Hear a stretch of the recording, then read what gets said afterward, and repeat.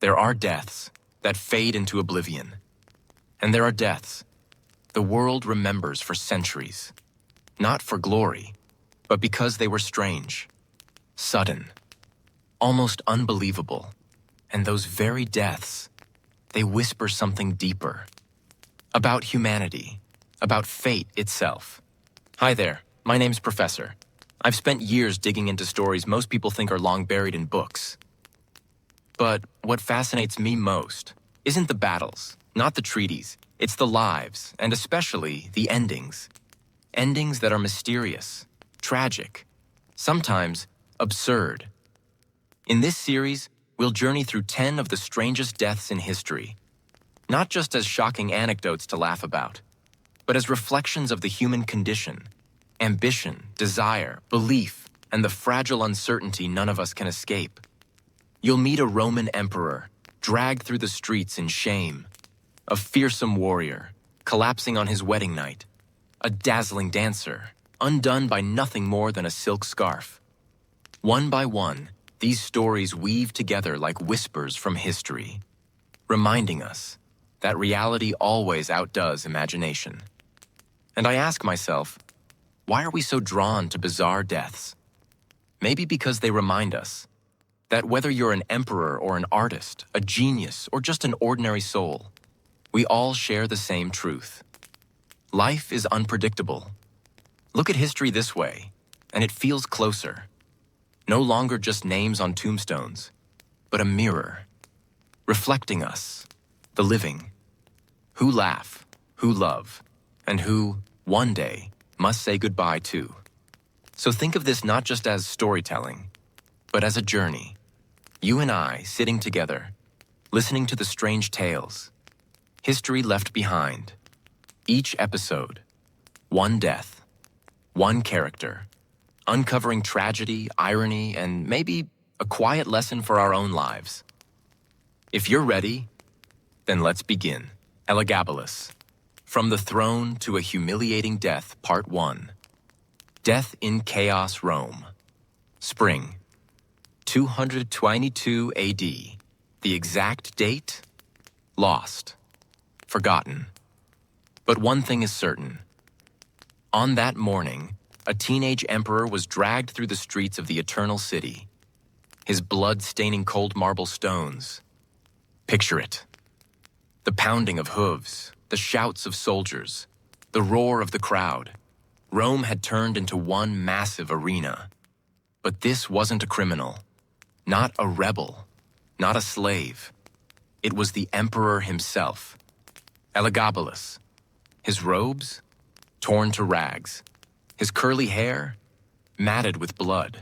His pale teenage skin, beaten, bruised, caked in dirt. And the ones dragging him, not invaders, not enemies, his own guards, soldiers sworn to protect him, now mocking him like a traitor. People lined the roads. Some cheered, some laughed. Others looked away, afraid his ghost might curse them. A few women even wept, not from love, but from sheer horror. Rome had seen fallen rulers before, but this was different. Elagabalus wasn't an aging tyrant. He was 18, a boy. So how does a kid end up emperor of Rome, only to die in such disgrace? Ancient accounts say, after his murder, his body was spat on, dragged through the streets, tossed into the Tiber River.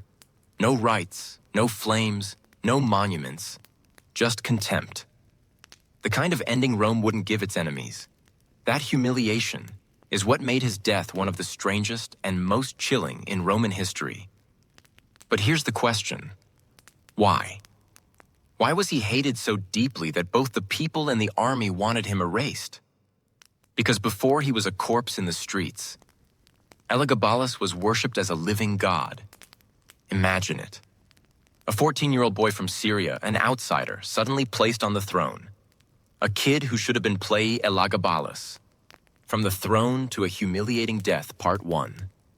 Death in Chaos, Rome. Spring, 222 AD. The exact date? Lost. Forgotten.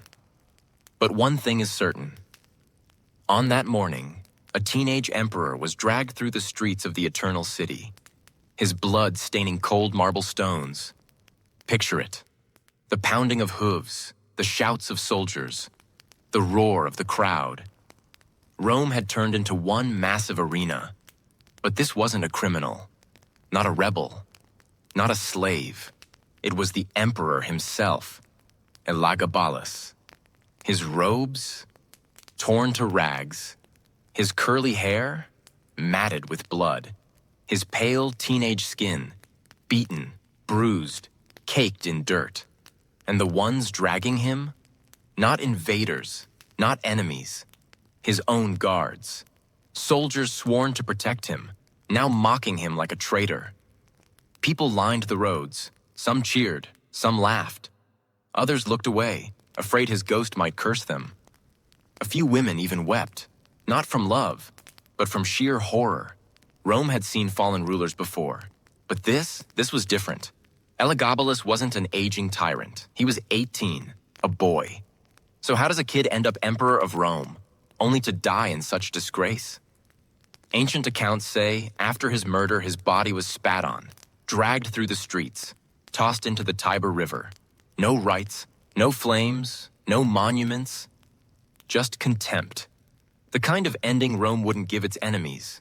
That humiliation is what made his death one of the strangest and most chilling in Roman history. But here's the question: why? Why was he hated so deeply that both the people and the army wanted him erased? Because before he was a corpse in the streets, Elagabalus was worshipped as a living god. Imagine it. A 14-year-old boy from Syria, an outsider suddenly placed on the throne. A kid who should have been playing games, instead ruling an empire stretching from Britain to Egypt. The throne gave him ultimate power, but also painted the biggest target on his back. And when absolute power falls into the hands of someone unprepared, a child no less, tragedy isn't just possible, it's inevitable. To the Romans, Elagabalus symbolized everything they despised: foreign gods, decadent feasts, scandalous acts, decisions that enraged the Senate and insulted the army. To them, he was never truly Roman. And his death? Their way of cleansing Rome's honor. But history is never that simple. Was he just a pawn used by his family? Or was it his own arrogance, his rituals, his decadence, that sealed his fate? The truth is, his death was the product of a storm.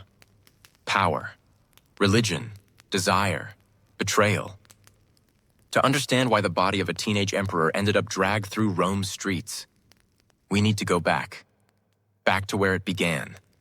Syria, a temple, a boy raised not on Roman ideals, but in the shadow of the sun god. This isn't just history, it's a mystery, a mirror showing how fragile power can be and how merciless people can become. And this is just the beginning. Games. Instead, ruling an empire stretching from Britain to Egypt. The throne gave him ultimate power, but also painted the biggest target on his back. And when absolute power falls into the hands of someone unprepared, a child no less, tragedy isn't just possible, it's inevitable. To the Romans, Elagabalus symbolized everything they despised: foreign gods, decadent feasts, scandalous acts, decisions that enraged the Senate and insulted the army. To them, he was never truly Roman. And his death? Their way of cleansing Rome's honor. But history is never that simple. Was he just a pawn used by his family? Or was it his own arrogance, his rituals, his decadence that sealed his fate? The truth is, his death was the product of a storm. Power, religion, desire, betrayal.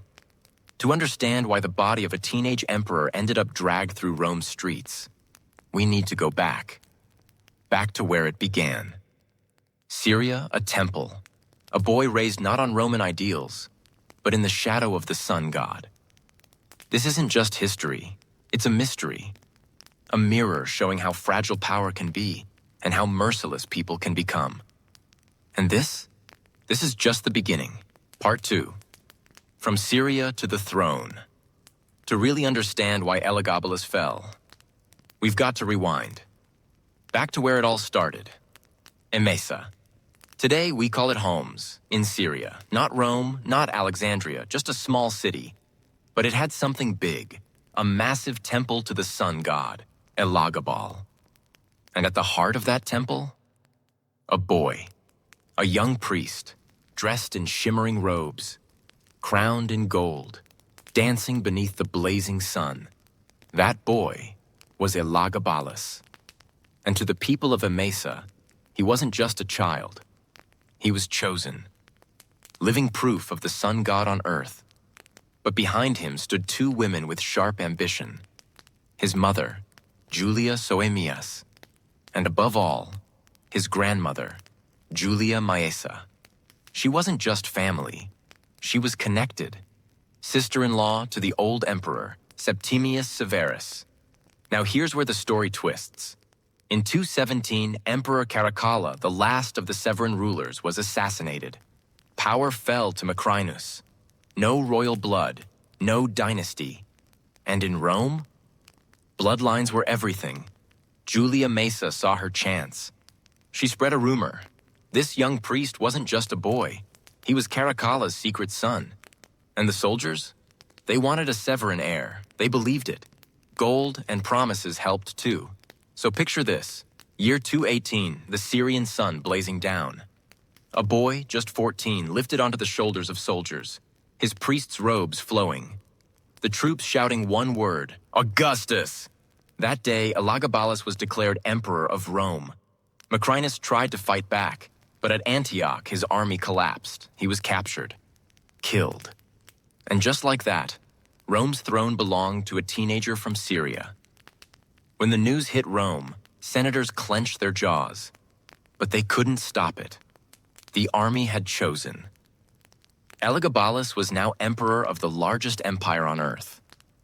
But here's the problem. This was not the emperor Rome had in mind. When he finally arrived in the Eternal City, the people didn't see a hardened general. They saw a boy, dark eyes, graceful, more priest than soldier. And instead of honoring Jupiter, Rome's chief god, he carried with him a sacred black stone from Syria, the symbol of his sun god. He ordered a massive new temple built right on the Palatine Hill. Soon, Rome's streets filled with strange processions, music, incense, dazzling costumes. And at the center of it all, the boy emperor himself, dancing in foreign rituals. Some Romans were curious. Most were horrified. Senators muttered, "This isn't an emperor. This is a mad priest." And while the Senate sneered, the army grew restless. They didn't want a boy dancing for the gods. They wanted a commander, a fighter. Inside the palace, the whispers grew darker. Tales of wild feasts, scandalous romances, shocking rumors. What had once looked like divine mystery now looked like pure madness. Rome split in two. On one side, Elagabalus and his sun cult. On the other, the Senate, the army, and Rome's sacred traditions. And in the shadows, Julia Maesa, the grandmother who had put him on the throne, now quietly grooming a backup plan. Another grandson, Alexander Severus. The stage was set. The boy from Syria had climbed all the way to the top, but already Rome was sharpening its knives. Part 3, the mad priest on the throne. So, what kind of emperor was Elagabalus? Let's just say, Rome had never seen anything like him. Instead of stepping into the role of a commander, he doubled down on being a priest. He dragged his Syrian sun god right into the heart of Rome. He built a giant temple, bigger than any shrine to Jupiter. He even brought the sacred black stone of Emesa, parading it through the streets like a treasure. And when he worshipped, he didn't just stand there. He danced, he sang. He dressed in glittering robes, performing rituals that left senators cringing. The Eternal City wasn't used to seeing its emperor spinning in silk, singing hymns, like some kind of foreign mystic. To Romans, this wasn't holy. It was humiliating. But Elagabalus didn't care. He shocked them more with every move. He married not one, but multiple wives, including a Vestal virgin. That's right, a woman sworn to lifelong chastity, sacred to Rome. To Romans, it was like slapping Jupiter in the face. And the rumors? They only got wilder. They said he snuck into taverns dressed as a woman, that he entertained lovers openly in the palace, that he threw feasts so extravagant. People literally suffocated under the weight of flower petals dropping from the ceiling. Now, how much of this is true? Hard to say. Ancient historians love to exaggerate, especially when they hated someone. But here's the thing. Even if half the stories were fake, the damage was real. Rome believed them. The Senate whispered. The army grumbled. And the people? They laughed, mocking their emperor. See, Rome could forgive brutality. It could even forgive corruption. But mockery? Shame? That was poison. And behind palace walls, one person was watching with cold, calculating eyes. Julia Maesa, his own grandmother. The same woman who raised him to the throne. She saw it clear. The boy she had made emperor was tearing Rome apart. If she didn't act, the family's dynasty would collapse. So while Elagabalus danced in temples, Julia Maesa quietly pushed forward a new name. Alexander Severus. Another grandson. Younger, calmer, more Roman. A perfect backup plan. And little by little, the army began to look past Elagabalus and toward Alexander. The emperor didn't see it. Or maybe he refused to. But Rome was turning. The Senate hated him. The army despised him. Even his own family was plotting behind his back. Elagabalus was still dancing in the temples. But his stage was already crumbling. Part 4. The Fall by the year 221. The name Elagabalus was practically a punchline in Rome. Whispers spread through the streets. The boy's insane. He's not even Roman. He's going to ruin us all. Inside the Senate, plots were brewing. In the army barracks, soldiers cursed his name. Rome felt like it was holding its breath, waiting for the break. And the emperor? He was blind to it all. He still paraded the black stone of his god through the streets, still called himself supreme priest of the universe, still drained the treasury on ridiculous feasts, while his soldiers went unpaid. And that was the final straw. The army turned. Their loyalty shifted, not to the emperor, but to his cousin, Alexander Severus. The backup plan his grandmother had been grooming all along.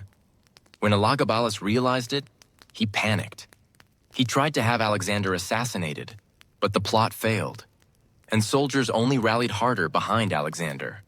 Then came March 222. The Praetorian Guard, his very own bodyguard, stormed his camp. Elagabalus came out dressed in gold, begging, pleading, "I am your emperor. I am your priest. Stay loyal to me." But the soldiers only shouted one name back. Alexander! Alexander! And in that moment, the boy who once ruled the greatest empire on earth was cut down by the very men sworn to protect him. His mother? Slaughtered at his side. But death wasn't enough. The soldiers stripped him naked, tied his ankles with rope, and dragged his body through the marble streets of Rome. Crowds gathered to watch. Some laughed, some spat. Others stood silent, chilled by the brutality. The once divine emperor, now just a corpse scraping against stone. This wasn't just an execution. It was Damnatio memoriae, Rome's ritual of erasing someone from memory. Names scraped off monuments, faces smashed from statues.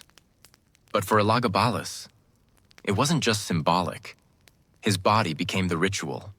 Beaten, spat on, mocked, then tossed into the Cloaca Maxima, Rome's great sewer. No pyre, no urn, no ashes, no honor. For a boy who demanded worship as a god, the ending was filth. And oblivion. Part 5. Aftermath and legacy. Rome didn't just kill Elagabalus. They tried to erase him. Statues smashed, inscriptions scraped away. His very name outlawed. Officially, he became nothing more than a shameful footnote. a bad dream Rome wanted to forget. But here's the twist. History never forgets what you try hardest to erase. For 4 short years, a teenager from Syria dared to defy Rome's traditions. He placed his god above Jupiter. He blurred the lines of gender and power. He turned the empire's rituals upside down. Rome saw scandal. Rome saw danger. And so, Rome punished him with annihilation. Yet centuries later, his story lingers. Some painted him as the face of decadence, a warning of excess gone mad. Others began to see something else. A tragic figure, even an icon of difference in a world that demanded conformity. Christian writers called him depraved. Ancient historians spat on his memory.